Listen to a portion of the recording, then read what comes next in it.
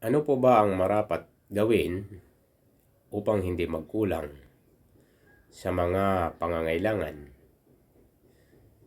Biblia po ang sasagot. Sa Kawikaan 13, ang talata po ay 11. Ganito po ang nakasulat.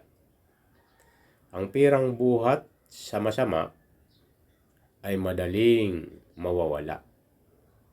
Ngunit ang nagtitipon ng paunti-unti ay siyang nagpapalago nito.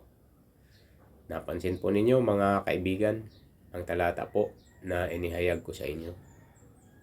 Ang sabihan niya, ang pirang galing sa masama ay madaling mawawala.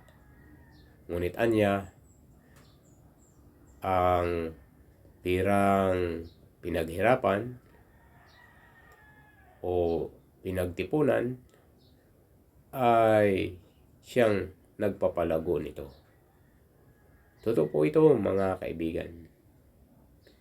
Hindi tayo magkulang sa pangangailangan kung magtatabi po tayo sa oras ng pangangailangan ay meron tayong magagamit.